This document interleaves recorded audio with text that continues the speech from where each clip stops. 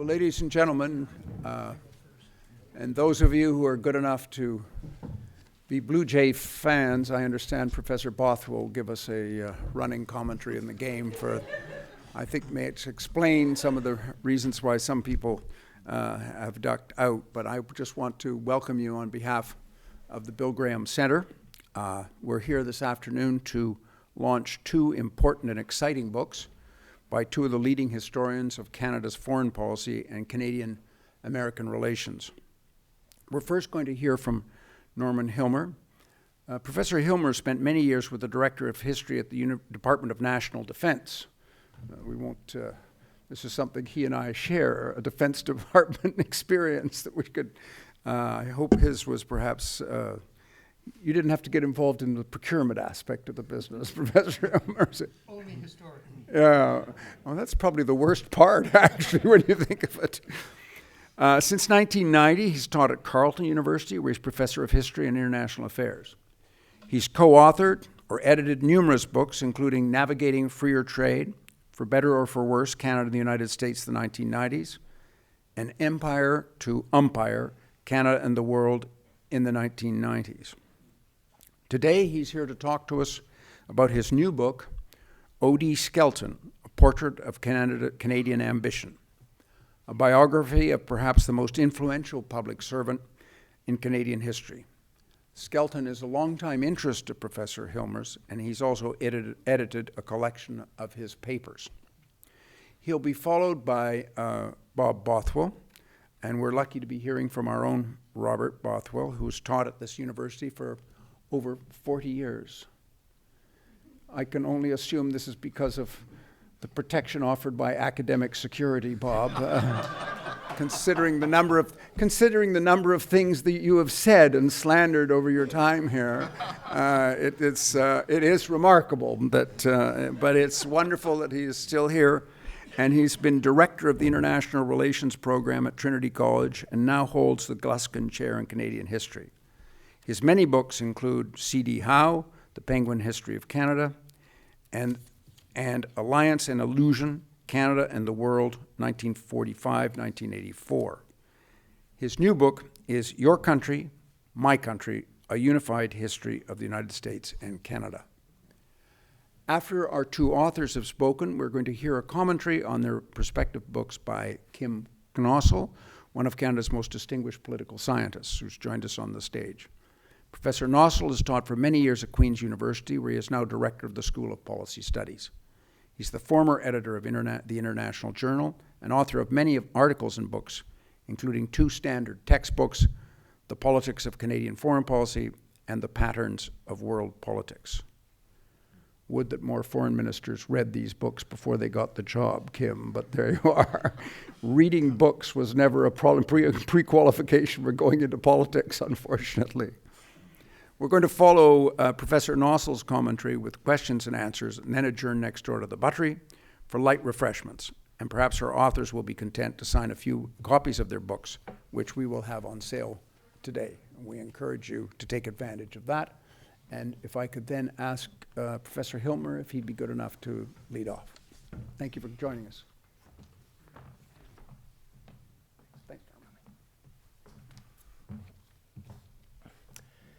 Good afternoon. Thank you for coming. I'm very conscious of of what's going on downtown, and so Bob and I and Kim and Bill are all grateful to you for coming. Doubly grateful. I'd like to begin by acknowledging the presence in the audience of two members of the Skelton Menzies family, Nora Menzies and Kenneth Menzies, both of whom were a great help in the writing of the biography of Dr. Skelton. I also want to say thanks to Jack Cunningham, to John English, to Bill Graham, of course. And it's great to see in the audience Roy McLaren. Roy and I have dueled as we wrote chapters of our various books. He has a rather different view of Dr. Skelton than I did. I was I was reminded, I wasn't going to mention the number of years, but since they've already been mentioned, I was reminded that Bob Bothwell and I were undergraduates together at Sydney Smith Hall, I guess now, Bob, 50 years ago. We were incredibly young. He's quite a bit younger than I am, actually. And we met O.D. Skelton. Now, we're not so old that we really did meet O.D. Skelton, but we met his reputation. We met his reputation in the eyes of the great historian Donald Grant Creighton, who had a rather dim view of Dr. Skelton. He was the man, after all, who had removed the British Empire from Canada and substituted an American empire. We also met him through the eyes of Maurice Careless, who was quite a bit more balanced in his history writing than Donald Grant Creighton, but he was just as negative. He talked about the way in which Skelton had snatched a pure young Canada away from, well, what was it? It was really an empire that was now an anachronism. That was what Skelton had done in bringing Canada closer and closer to independence from Britain was completely unnecessary, since the British Empire had become a rather straw-stuffed beast. And then there was Charles Stacey, who also taught us, and who also had a dim view of Skelton. He understood Skelton's influence, but thought that that influence was anything but benign. His influence on Mackenzie King led King to be, in the run-up to the Second World War, less than concrete about what Canada was going to do when war came. So when we learned about Skelton, he was not a positive force. I was nonetheless interested in him, and I've been interested in him for a long time, as Bill has said. But the Skelton that we could find was a rather sour, inaccessible man. The pictures of him that we would usually find were pictures of him in older age, a scowl on his face. He obviously didn't like having his picture taken. And Bob wrote me a letter when I was at Cambridge and said, "I see that you're working on the good gray mouse of Canadian diplomacy." And when I would talk to former public servants, they would talk to me about this rather mouse-like figure who would stand in the background and twiddle on the blinds while Prime Minister Bennett or Prime Minister King did their work. So how was I to write a biography of this man? It would obviously be a biography of ideas, not about a man. And then the Skelton Menzies family let us know something that had been hidden for a long time, and that was that down in the basement of the Menzies home in Rockcliffe, there was a small collection of Oscar Skelton papers and a rather bigger collection of his wife Isabel's papers. The Isabel Skelton papers went to Queen's. The Oscar Skelton papers went to Library and Archives Canada, and there are only 13 boxes of them, but they are a wonderful thing. They have diaries, usually only a few pages a year. You know, all of us write diaries the same way. We write diaries for January 1st, 2nd, and 3rd, and then they tail off. But there was enough of that, and there were enough wonderful letters between Isabel and Oscar over 40 years of their wonderful marriage to make me realize that this was a man. He had real flesh and blood. He was a smoker and a drinker, not to excess, because Dr. Skelton did nothing to excess. But what came out of that was a person of an outsized ambition, a man who took risks, a dreamer, a man with a magnificent obsession, and that was to see Canada to independence.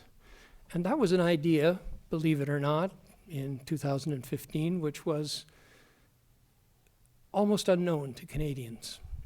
Mackenzie King, the Prime Minister in the 20s and 30s and 40s, and seemed forever, wouldn't talk about Canadian independence. The gambit of the time was autonomy, just enough elbow room to stay happily in the bosom of the empire and exercise some freedom of maneuver outside. So a real man.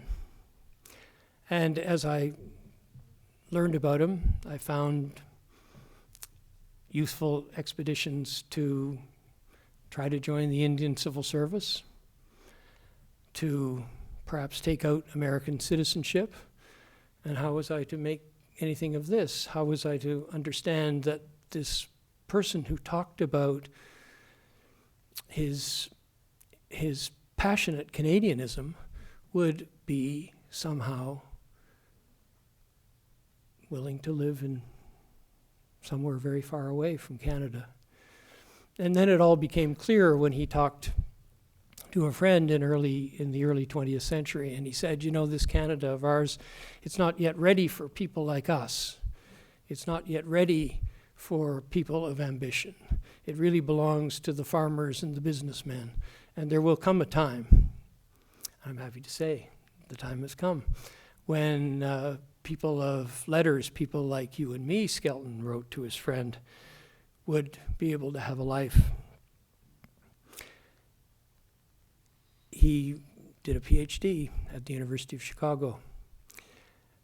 He was offered a job at the University of Chicago, but he managed to push gently his mentor, Adam Short, who was the professor of political economy at Queen's, rather pushed him towards the civil service, wrote him gentle letters about greener pastures. And sure enough, Short left the John A. Macdonald Professorship of Political Economy at Queen's, went to the civil service, as Skelton would later, and Skelton took his position. And from that perch at Queen's, he was an activist professor. He took every opportunity to speak. It didn't matter whether it was a Rotary Club. It didn't matter whether there were 2 or 3 people in the audience. He had ideas. He had ideas about a better, juster Canadian society, full of ideas, for instance, about the Senate. He thought that the Senate was impossible to amend. He said, hands off the Senate. We can't mend it, so we shouldn't end it. It was an impossible thing. He still saw it as a place of privilege, and his attack time and time again was on the privileged, big business, big politics, the kind of politicians and the kind of business people who would subvert the needs of the ordinary Canadian. This activist professor was also a courtier.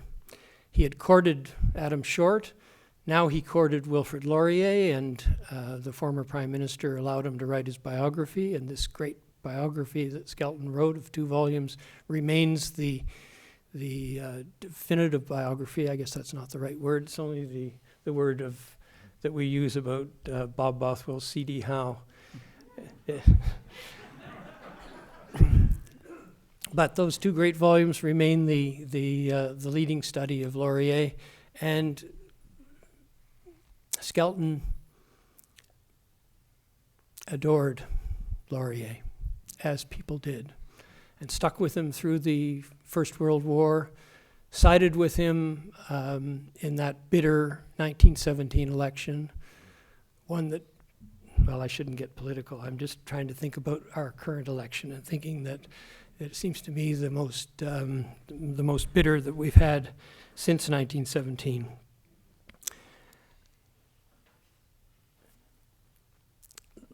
Laurier died. And immediately, within minutes, the courtier placed himself at the successor's feet, Mackenzie King.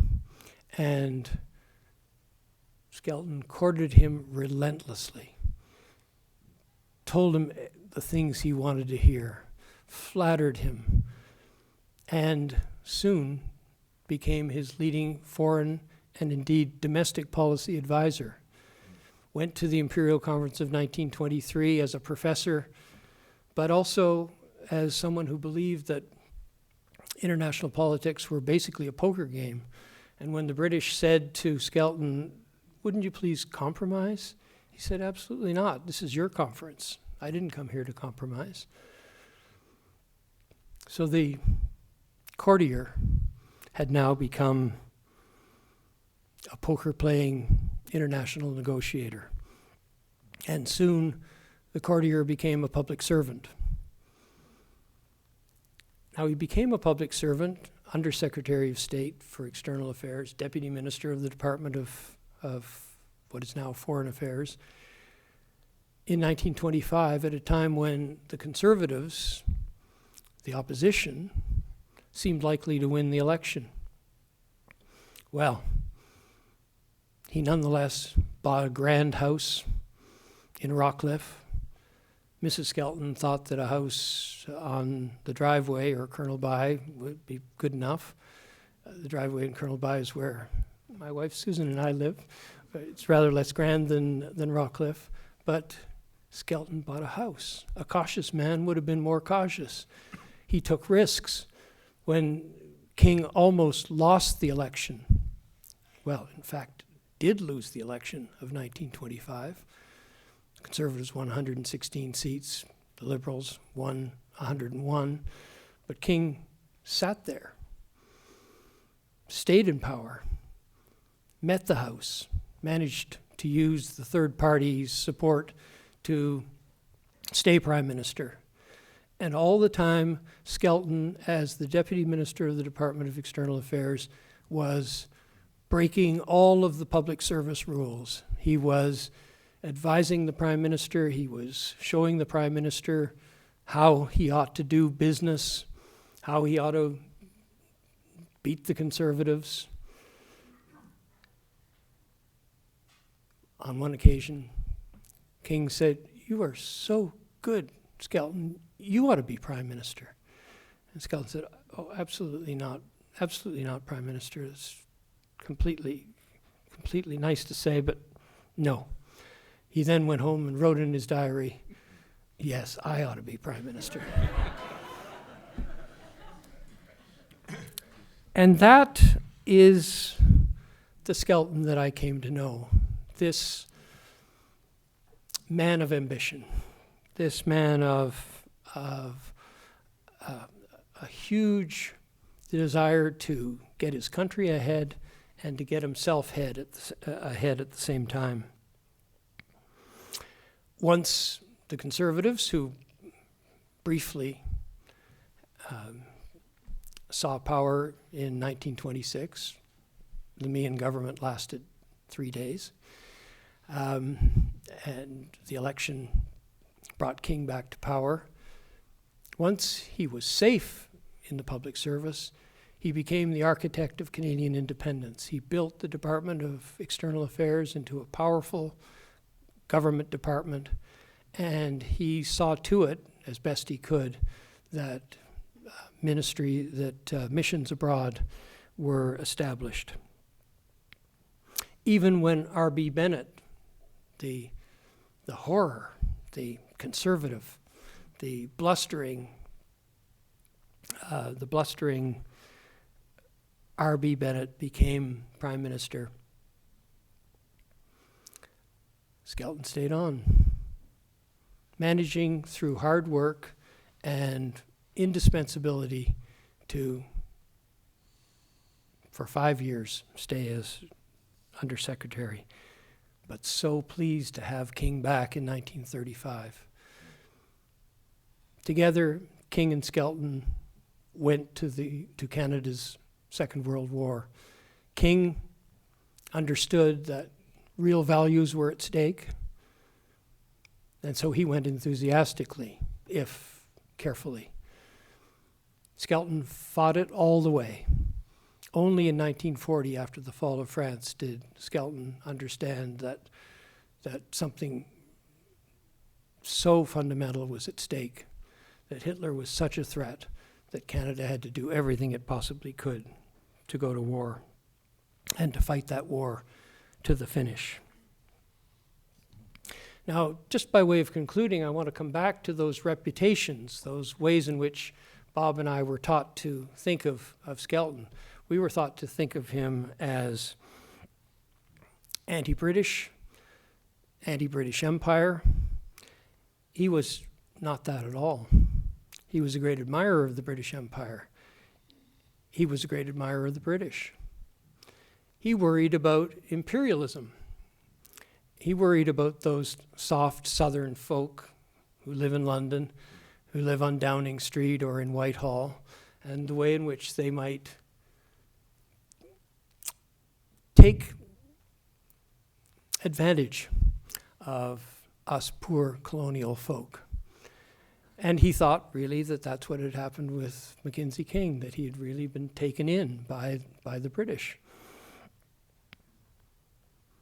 But he was not anti-British, and he was not anti-empire. He simply worried about the power of imperialism in Britain and in Canada. I can see Roy McLaren being skeptical. We will talk afterwards. He was not a pro-American. He was often seen in the literature, in the scholarship, in the way in which we were taught as being something of a puppet of the United States. He was an admirer of the United States. He had studied in the United States. He'd gotten his PhD in the United States. But in fact, he was skeptical about the corruption of American politics. He was skeptical about the way in which American courts and the American Constitution worked. And it really came down to this. He was asked in the 1930s to participate in a debate. Where does Canada's destiny lie? With the United States or the United Kingdom? And he scribbled at the bottom of the page, "Does it not occur to you that the destiny of Canada lies with Canada?" Thank you very much.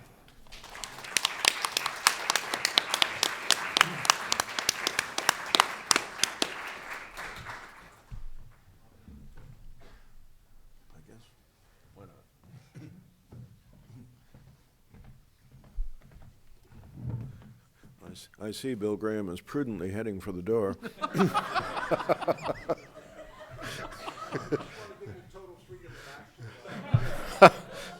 Actually, I'm not sure how I could possibly survive on a podium without Bill beside me. We've been through a variety of confrontations, always on the right side.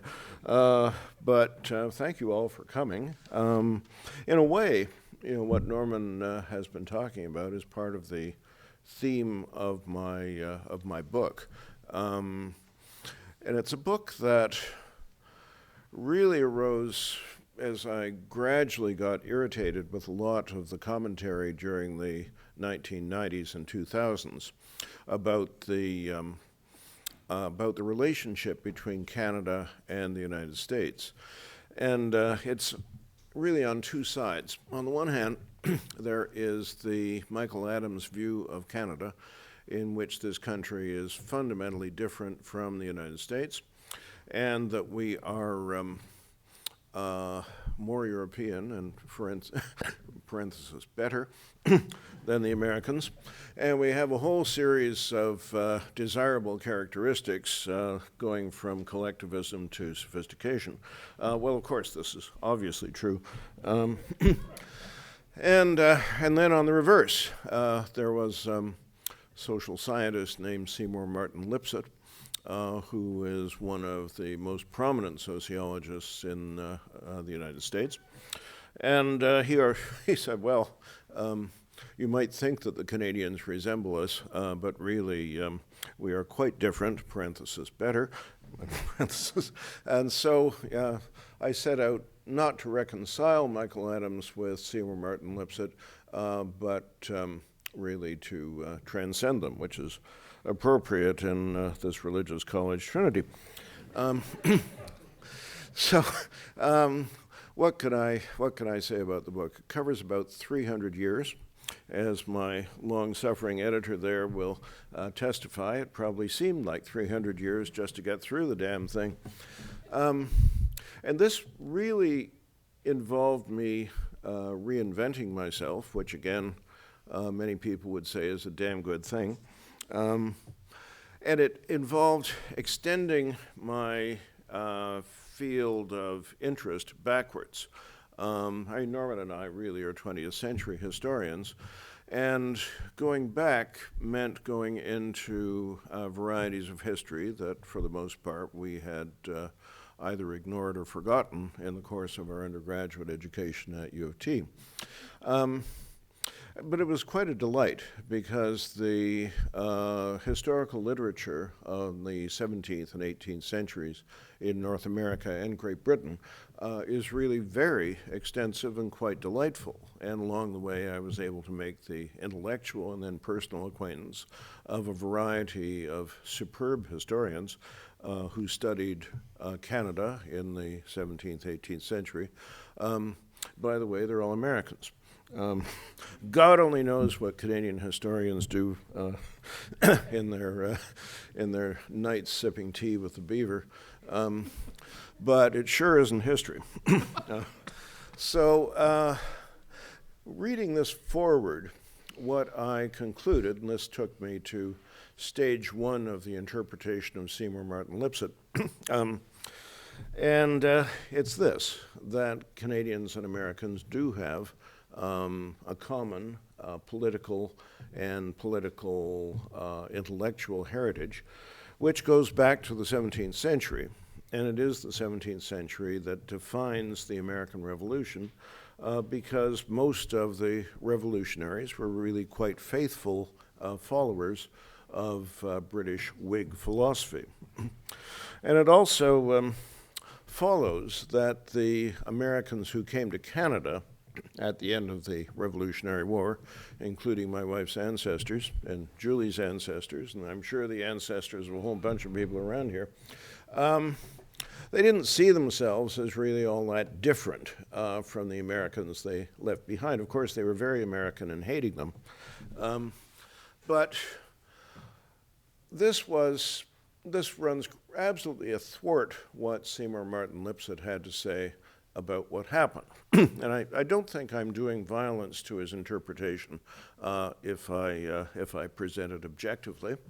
And it is that on July the 4th, 1776, big jolly round Mr. Sun arose, and the Americans were a completely different people. Now, you're familiar with this. You've read the Brothers Grimm. You understand this kind of reasoning. And what did they leave behind? Well, they left behind strange people who were not American. Well, what were they? What made them different? Well, it's because they were feudal in nature. Now, you're familiar with feudalism. There are people clanking around in armor, very much like policemen today. And feudalism is the ancestor, I suppose, of collectivism through some kind of sleight of mind. And it takes us to the modern Canadian. And you, of course, can recognize yourself in this feudal portrait. You're deferential. I'm sure you're deferential. You better be, because I won't get out if you're alive otherwise. You submit to authority readily, of course. And how does Lipset prove this? Good sociologists are never without evidence, although a good sociologist is very particular in picking that evidence. And he found that Canadians had bent the knee and tugged the forelock. I no longer have one, through much tugging. And it's the acceptance of the metric system in Canada. You understand that this is just profoundly revealing about the deferential and feudal nature that I see before me. And I looked at this several times. Think, no, I must be hallucinating. I just hate sociologists so much that I make it all up. But no, he really did say this. And then he presented a book full of similar evidence, all of it designed to prove not only that Canadians are different, but to prove that Americans are exceptional. And so the question not only of Canadian excessive self-regard, sociological misinterpretation, and American exceptionalism is also a target in the book. I should say it's a subject of the book, but really it's a target. And in a way, that follows from my interpretation, my very slow dawning realization, that in many respects, of course, contemporary Canada of the last 50 years, just to take that period, does very closely resemble the United States in many respects. And this probably was more of a problem about 10 years ago than it is today. But the interpretation, of course, is, again, the Michael Adams interpretation.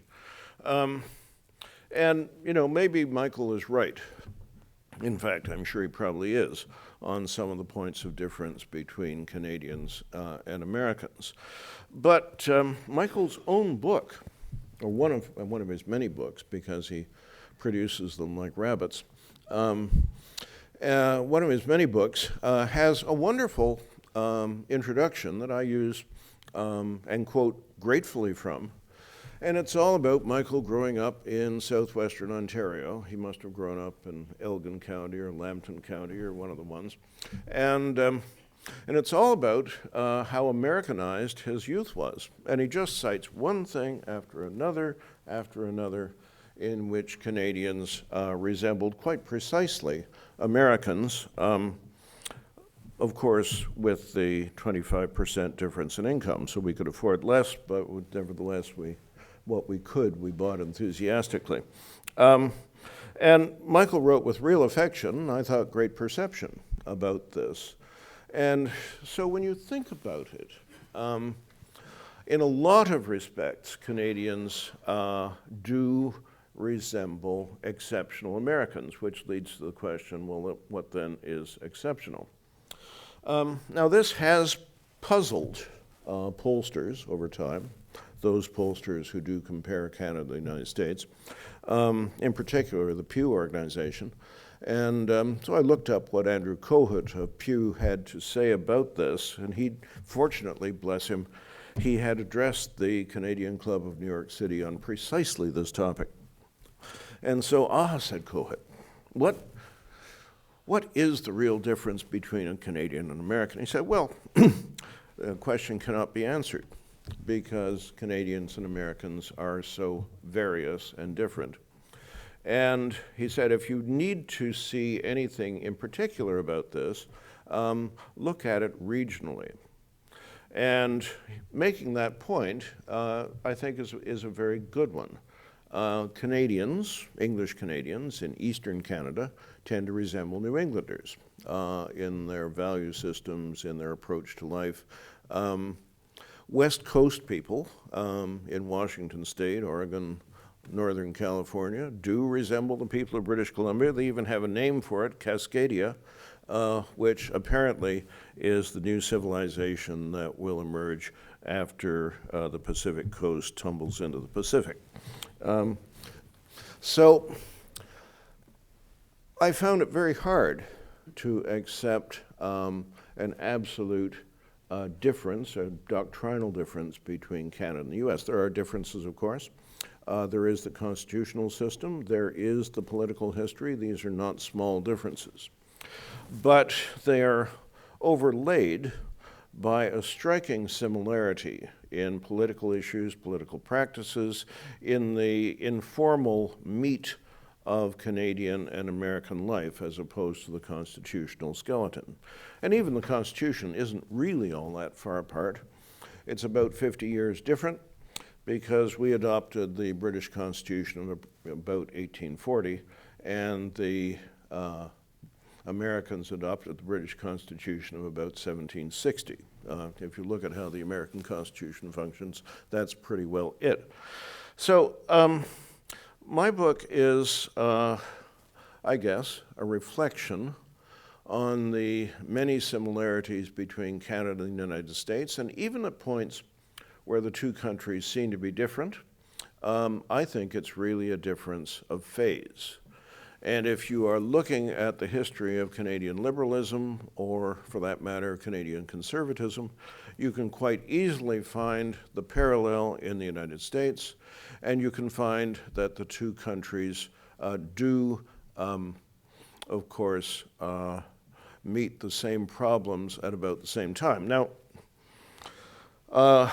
occasionally I find it necessary to debate with myself on this kind of thing, and here I'll give you a bit of contrary evidence taken from the present day. We have the differences that exist today between President Obama and Prime Minister Harper. And of course, as good Canadians, we will all unanimously rise in defense of our Prime Minister. But let me give you a little piece of evidence, which I think is close enough to reality. The American ambassador in Ottawa is, of course, a Chicagoan, like Obama. He's a fundraiser for Obama. It follows that Obama knows him and can recognize him when he meets him. And, of course, as a political appointee, he occasionally travels to Washington and talks to other such. And on this occasion, according to the story, he is visiting the White House and he's in somebody's office. And the door opens unexpectedly, and there's his old friend, the president, from whom he's raised millions of dollars. Needless to say, with that kind of value, Obama recognized him immediately. And how are things going in Ottawa? Oh, he said, well, it's really very interesting. The Prime Minister won't meet me. Never met the Prime Minister. Whenever I make appointments with ministers, they cancel them at the last minute. What are your instructions, Mr. President? Oh, said Obama, fuck 'em.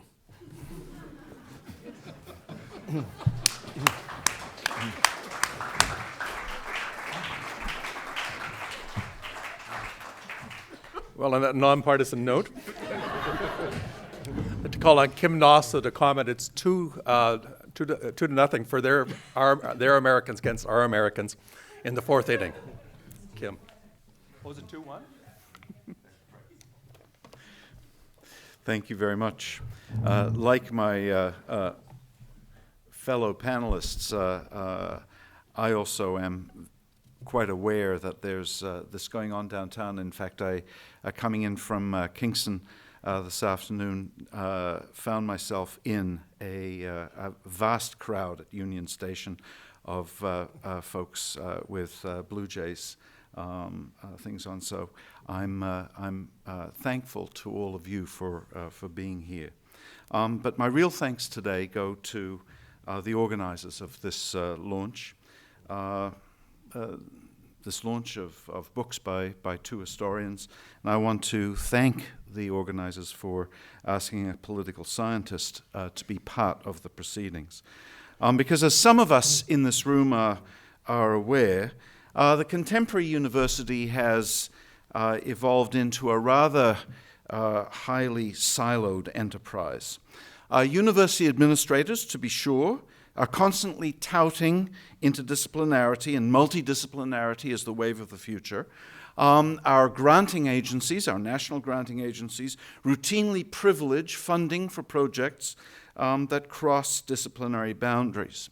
But the reality is that on the ground, down in the trenches, over the last half century, the professoriate in Canada, and other places too, has built and continues to maintain very firm boundaries around the disciplines that we are said to belong to. Now, while we've seen new areas of study and the various areas of studies usually professed in new centers, the fact is that most of those who work in the centers remain very much tied to their disciplines. They might teach in interdisciplinary centers, but they're raised and nurtured as historians, economists, sociologists, philosophers, and so forth. Each discipline having evolved its own norms, its own understanding, its own way of doing things, its own rites of passage. And I certainly see this in my own field, where the more fundamentalist members of my discipline are not at all hesitant to insist, in a fundamentalist way, on the importance of maintaining strict disciplinary boundaries, frequently disparaging approaches that they deem insufficiently scientific. It's the corrosiveness of disciplinary fundamentalism that's one of the reasons why I've always considered myself incredibly fortunate that the little patch of the political science field that I work in, Canadian foreign and defense policy, has in fact long been marked by cooperation between the two disciplines of political science and history. That cooperation has perhaps been best described by James Ayres, a political scientist, and Robert Spencer, an historian, who were co-editors of International Journal from 1959 to 1984. They described their editorship as a partnership between, on the one hand, a historically minded political scientist and a political science-minded historian. And looking at the literature of Canadian foreign policy over the last couple of decades, it's clear that much of the work of political scientists is indeed historically minded. Those whose work depend heavily on the work of historians and indeed depend frequently on historical methodology. The work of Ayres himself, the work of John W. Holmes and Dennis Stairs, and many of their students, such as Doug Ross, Don Story, Elizabeth Riddell Dixon, are very firmly in this tradition. At the same time, however, our field has been fortunate to have political science-minded historians, historians whose work crosses disciplinary boundaries purposely, not only contributing to the scholarship of political scientists, but rather historians who themselves have become part of a larger community of those who study Canada's foreign and defense policy. I think of John English, of Jack Granatstein, I think of Greg Donaghy, I think of Adam Chapnick, and needless to say, I also think of the authors that we're here to celebrate this afternoon. Because both Bob Bothwell and Norman Hillmer have been part of that larger community. They've been scholars whose work has not only been of both crucial importance to the writings and the research of political scientists like me, but both of whom have worked with political scientists on Canadian foreign policy books that are indeed intended to cross boundaries, just as Ayres and Spencer did in their day. And that's why I know that the books that we're celebrating this afternoon, and which I know that will sell like hotcakes since you've heard the presentation, will sell like hotcakes before we go and during our reception. They're not going to simply be historians' tomes. They're going to cross boundaries and they're going to reach a much wider audience. It's because I'm a historically minded political scientist, someone who, as both of these historians will tell you, doesn't do real history, but who has always depended upon the work of historians in my own scholarship. It's because of that that I'm so honored to be asked to say a few words today about these works, because both of these books demonstrate different sides of the historian's craft at its best.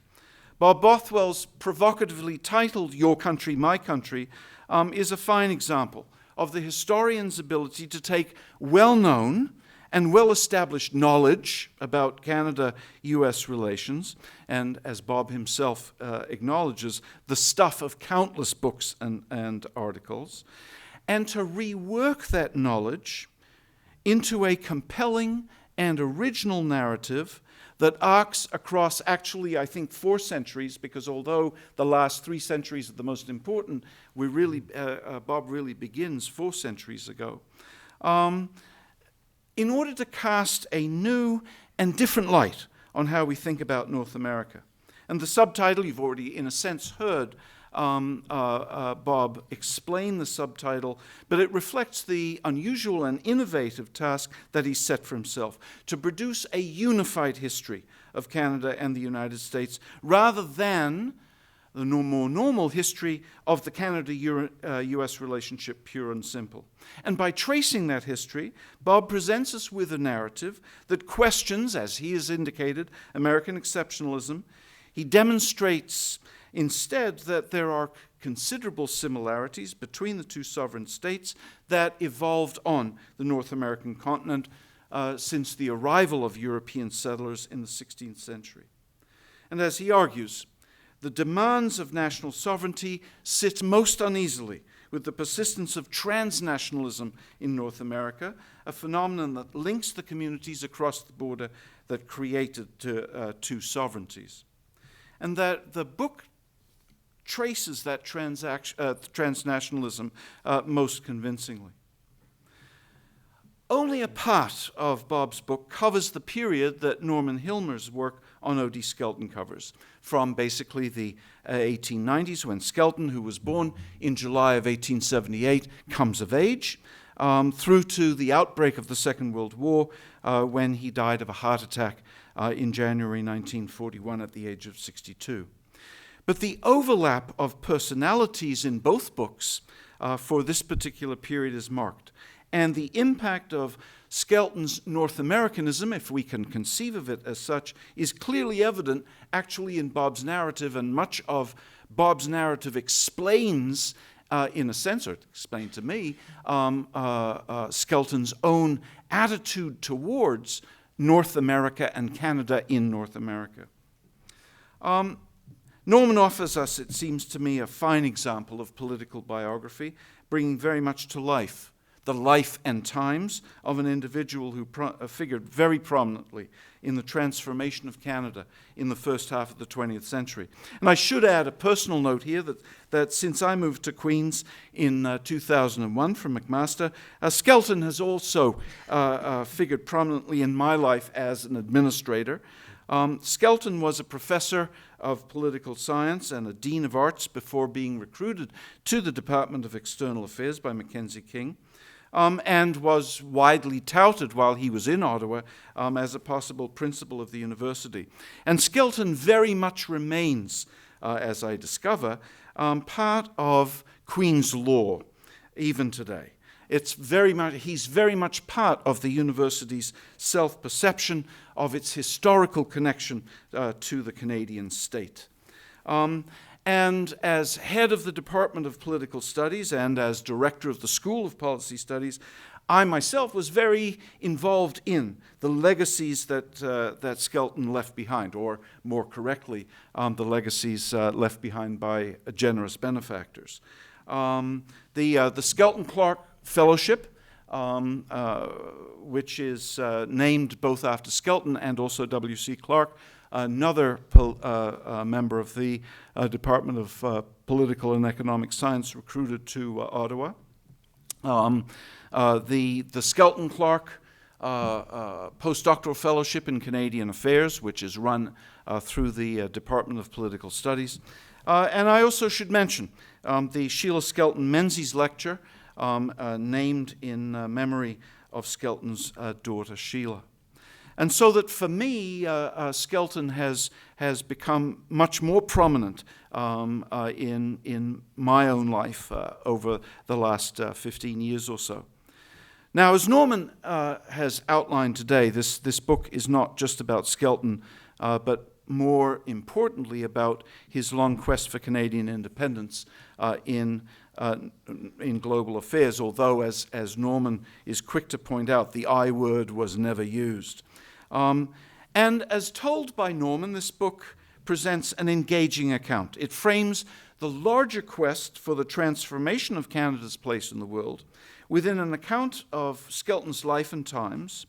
And I have to say, Norman's skill as a biographer is evident in how much O.D. Skelton comes alive in these pages, and always in a very human way.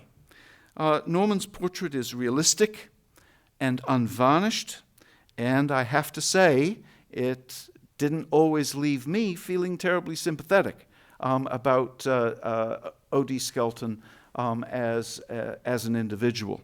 But there can be little doubt that as a thinker and as someone who was able to shape policy, there's little doubt of his impact. First, as a professor, and I suppose what we would call today a public intellectual, and then, more importantly, in public service under 3 prime ministers. For Skelton worked hard and consistently to establish a separate voice and role for Canada in world politics, and one can see the arc and narrative of that in Norman's book. And it seems to me it can be argued that by the time he died in 1941, he in fact had achieved precisely this. And that's why I found it most ironic that Skelton himself actually believed the opposite. He viewed the Canadian declaration of war against Germany on the 10th of September 1939 as essentially a failure on his part, since Canada was, in his view, marching in lockstep with Britain into another world war, something that, as Norman said, he struggled hard against. But Skelton's disappointment notwithstanding, it seems to me that the fact is that Canadians made that decision autonomously, if not independently. And that autonomous calculation is best captured, actually, by Bob Bothwell, writing with Jack Granatstein almost 3 decades ago, and trying to explain that autonomy in action. Bob and Jack wrote this. Support for Britain was first a moral duty, they write, and a political duty, if it was at all, a long way after. Canadian autonomy, once achieved, turned out to be like free will. It existed to enhance the righteous choice. And to underscore the line of argument there, they quote Stephen Leacock, who wrote on this subject in the Atlantic Monthly in the summer of 1939. Leacock was trying to explain to American readers Canadian thinking about the impending war in Europe. And Leacock wrote, if you were to ask any Canadian, and what he really meant to say was if you ask any English Canadian, but he said, if you were to ask any Canadian, do you have to go to war if England does? He'd answer at once, oh no. If you then asked, would you go to war if England goes to war? He'd answer, oh yes. And if you asked why, the Canadian would say reflectively, well, you see, we'd have to. Now, the Leacock quote is not mentioned in Your Country, My Country, and nor does it appear in Skelton's biography, and that's no coincidence, not at all surprising, given that Skelton had a highly negative view of Leacock. He once dismissed one of Leacock's books as incredible piffle. But the Leacock formulation, it seems to me, captures very nicely the nexus between these two books, the achievement of an essential North Americanism. And so I will leave it there, and with my congratulations to Bob and Norman, and my thanks and the thanks of other political scientists for their contributions to our understanding. Thank you. No,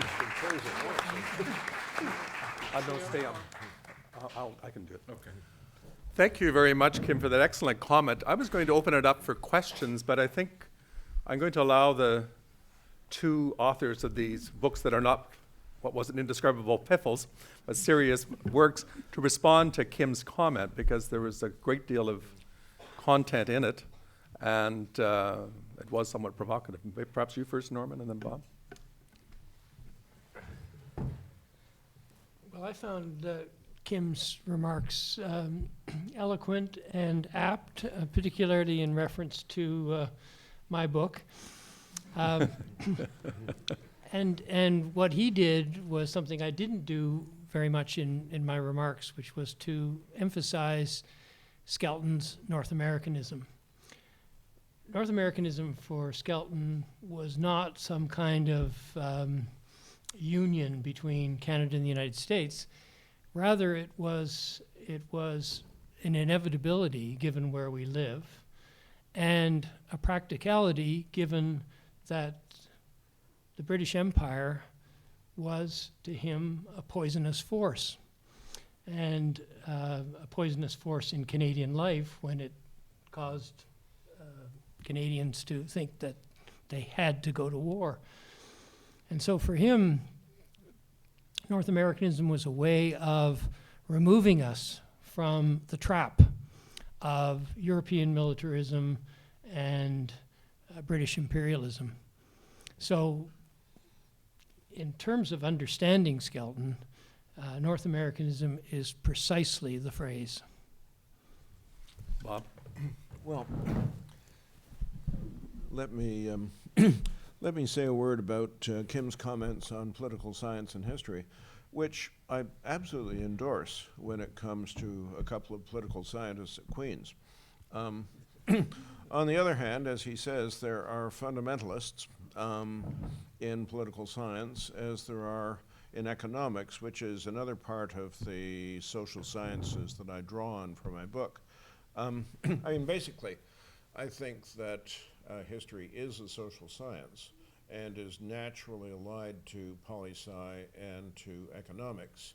And probably as political science has been, or used to be, defined, Norman and I are now political scientists, at least by the standards of 1960. So I'm happy to recognize the relationship, and I think too, what I admire in some political scientists is the elegance of their formulations and their ability to encapsulate a lot of the evidence that historians sometimes leave in a jumble on the floor.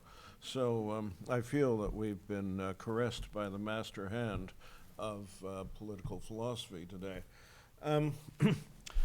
In terms of North Americanism, it is an idea that was really most current in the 1920s, 30s, 40s, and it is associated with a number of very prominent political scientists, economists, because I'm not sure, did Skelton not consider himself to be an economist?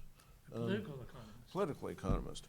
And it therefore follows that he would despise Stephen Leacock, who was a very bad economist and a very good short story writer. It's too bad that he didn't stick to his real métier. I've had enough experiences and interviews with people who took courses from Stephen Leacock, and their usual comment was how very badly he'd prepared them for economics and for the world. So I guess I don't know whether Norman and I both would qualify as North Americanists. I would say that a lot of the inspiration of my book comes from the many contacts that I've had with the United States and with Americans over time. And some of them became very close friends. It's quite possible the majority of my friends are American. And with my contact in particular with the inhabitants of the U.S. Department of State, it's not hard to arrive at a sense of common professionalism. And not only common professionalism, but often an appreciation and an adoption of a Canadian position simply because it seemed to be proven by facts.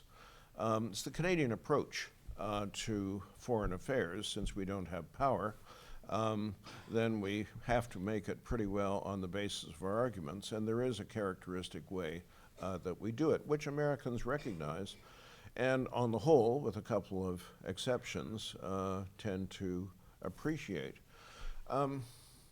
So, you know, I didn't refer very much to Skelton in the part of my book. I guess I was rushing through the 1920s and 1930s, recording Mackenzie King's impressions of Edward VIII and his conversations with the British prime ministers over the nature of the Canadian-American relations.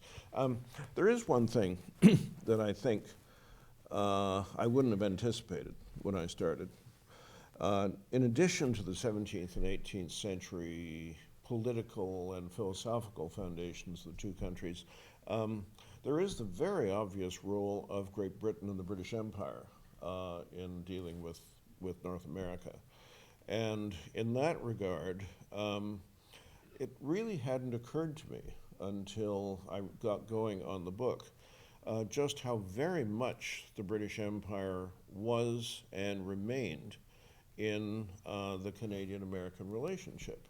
And as far as Americans were concerned, if Canada had a definition apart from being slightly backward future citizens of the United States, it is that Canadians were respectable because they were nevertheless part of the British Empire.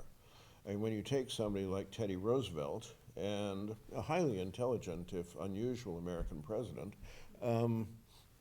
his view of Canada is mitigated by the fact that Canadians are British, and as such participated, had a national destiny that was worthy, as opposed to the squalid politics of a bunch of forgotten northern provinces.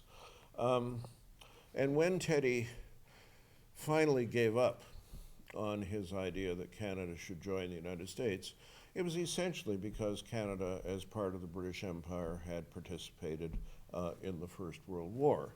Now, you may well argue that Teddy drew his conclusions about the worthiness or appropriateness of various countries in about the same way that he shot elephants. I mean, big, magnificent, lumbering beasts.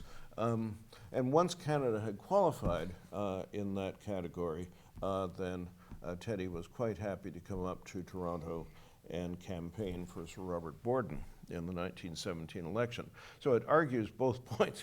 He actually appreciated our difference, saw our worthiness, but at the same time saw no problem at all in participating in the common cause as a proponent of conscription.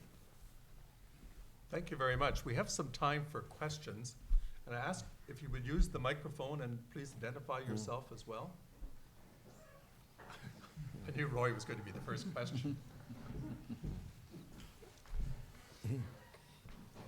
Honorable Roy McLaren. Thank you, John. I want to say to Norman first that I apologize. My dog is waiting for me in the car, and I really am going to have to go in a moment. But I was very pleased to be here to hear you speak about O.D. Skelton. The burden of what I want to say is not that he was wrong in policy, as he was in isolationism, for example, or that he administered the department in a wholly inefficient and ineffective way, as Mike Pearson repeatedly said. It's rather that he had a very odd idea of the role in our Constitution of a deputy minister. He advised, and that is the primary role of a deputy minister, to advise the minister, in this case Mackenzie King. But at the same time, he put every obstacle in the way of King implementing what King wanted to do. And King was the elected representative of the people. Skelton wasn't. Skelton, as any good deputy minister, should have advised and advised as strongly as he could his minister. But once the minister had made his decisions and set forth, as King did from time to time, insecure though he was, he should have gone up forward and implemented in every way he could, assisting the minister in the implementation of his policies. Well, I could go on, I suppose, about this. I tell you, he would have lasted 5 minutes if he'd been my deputy minister. Norman? Well, I think we have to begin by realizing that Mackenzie King was a shit. And, so we have common ground there. So what King understood was that Skelton would work his heart out, day, night, weekends, Sundays, for his prime minister. And he would never fail him. And that's what King said again and again in his diary: Skelton never fails. It's certainly true that that Skelton gave him contrary advice, but that contrary advice was folded into King's speeches. I think King rather liked to be able to be Skelton on Mondays, Wednesdays, and Fridays, skeptical of the British, skeptical of Europe, skeptical of commitments abroad. And then on the other days of the week, he could be at the feet of the King and Queen, telling them that he would give up his life if only they would ask him to do so. Well, if I could say something about King's appreciation for Skelton, some of you might be aware of some of Mr. King's more eccentric views, such as communion with the dead. And indeed, in terms of public functions, there was absolutely nothing that King liked more than a good funeral. So when people die who are associated with King, there is a great deal of lugubrious commentary in that wonderful thing, the King Diary. And of course, Skelton dies in full fig. I mean, he's at the wheel of his car, heading from one appointment to another, having worked himself to death, quite literally. So King goes to the hospital to view the body, this being something that King did. And he looks down on Skelton, and then he tries to think of the transcendental importance of all this, and he pays Skelton the ultimate compliment. He looks at Skelton and he says, well, you know, he seemed to be striving to go somewhere. It reminds me of my dog, Pat. No higher compliment is possible by Mackenzie King than this ultimate accolade to Skelton's canine loyalty. Any questions about Mackenzie King? Would he Skelton or Pat? Well, it's quite likely that King himself will come forward and ask. Joe? Certainly not channeling the voice of the King, but I was just, I guess my question stems from Professor Bothwell's rather epigrammatic conclusion to his remarks.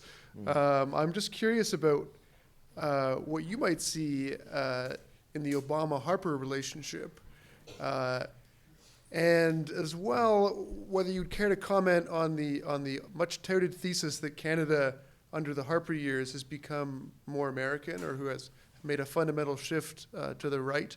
What you would, how that would fit into your kind of vision of North America and the Canadian-American relationship. Well, there's a book by a friend of mine dealing with generations in Canadian history, and he called it Born at the Right Time. And I think if we apply it to Harper, he's born at the wrong time. I mean, I think that Harper is strangely out of focus, out of phase. If he'd been lucky, he would have taken office in 2001. In which case, he would have had a very harmonious relationship with the American administration of George W. Bush. And Harper is an ideological man. He has a political philosophy, or at least a political approach. And it certainly is related to the United States. I'm not sure if it's the United States alone. Harper talks about the Anglosphere, the community of English-speaking countries. And so I think Harper probably would say that it transcends the United States. It goes on to the United Kingdom, Australia certainly, because as we know, he gave a famous speech that the Australian Prime Minister had given 2 days before. So obviously there's real kinship there. Has he made us more American? No, not unless you take a truly unfavorable view of the United States. I mean, yes, he's made us meaner and more small-minded. And he has followed a particular economic philosophy, but you know, that's not American in its origins. It comes from Austria, and it's, you know, it has an intellectual pedigree. So I don't see Harper as incarnating American values, because as I said earlier, there are so many Americans, and there are so many different points of view, and Harper therefore could be said to be communing with right-wing Americans. I wouldn't question that. We can also say that his adoption of political tactics has many things in common with certain aspects of American politics. But one thing that I certainly learned to do in the course of teaching and in the course of writing this book is never, ever to say that Americans in general are thus and such, and the reverse. You know, if anything, my book is a hymn to the variety of the United States and to the lesser variety, but still salient variety of Canada. I don't know if that entirely answers your question, Joe, but as far as Harper is concerned, of course, you know, you don't always get what you wish for, and in this case, it was Obama. And despite what Harper said in the debate the other night, which made me wonder whether Pinocchio and Geppetto were somewhere in the wings, he, you know, he says he has excellent relations with Obama. Well, that's nonsense, of course. I mean, it has been nonsense really for at least the last 5 or 6 years. So, you know, and it was well known in the 1940s that the most popular politician in Canada was Franklin Delano Roosevelt. Wasn't Mackenzie King. You know, and King was deeply hurt when he discovered that that was indeed the case. And that has periodically happened with various American political leaders. John F. Kennedy was much more popular in Canada than John Diefenbaker, the Prime Minister. And it's not at all unusual for Canadians to identify sometimes with political figures who embody a certain characteristic or a certain attitude. Not at all unusual. And it doesn't seem to me to be implausible at all that that should apply on the right wing as well as on the left. You know, why did Teddy Roosevelt come to Toronto in 1917? Well, the reason was Teddy Roosevelt was very popular in Toronto in 1917, and Canadians would naturally react favorably to what Roosevelt had to say.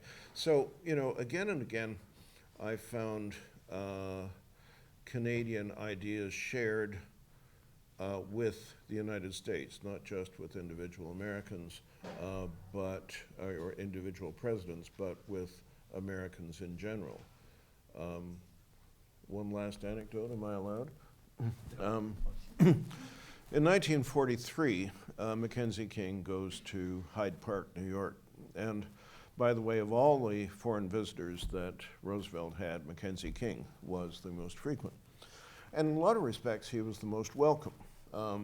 Contrary to the views of Churchillians, Churchillians always seem to me to look like Colonel Blimp. Contrary to the Churchillians, it wasn't Churchill. King and Roosevelt would sit around making jokes about Churchill and commenting on his many peculiarities.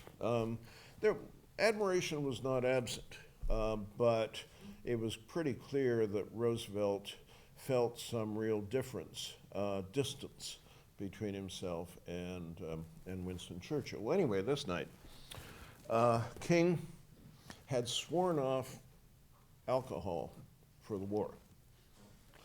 But there were moments when he had to sacrifice himself to his country's cause.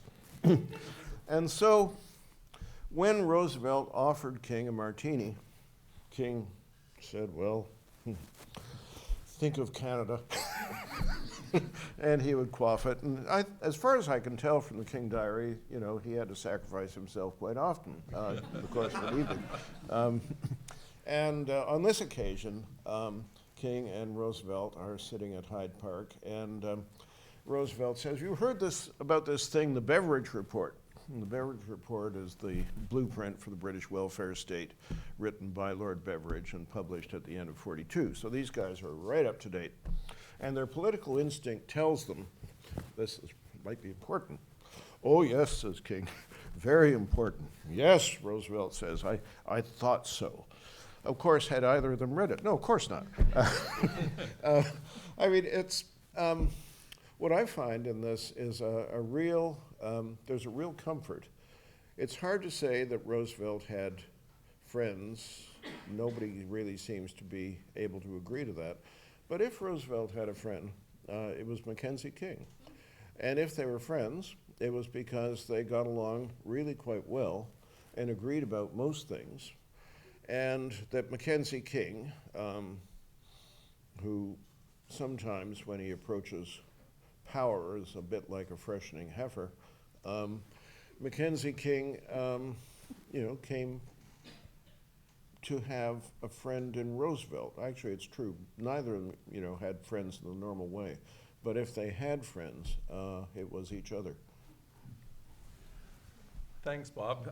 Bob's reminded me there is alcohol outside, and You mean these people should sacrifice themselves? to sacrifice themselves, indeed, because there are also books to be signed and bought, so sacrifice yourself a little more.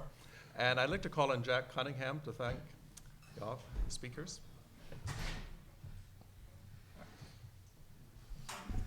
Thanks, John, and thanks to our speakers this afternoon, Kim, Norman, and Bob. A few minutes ago, my colleague and mentor Bob Bothwell referred to his book as a hymn to variety.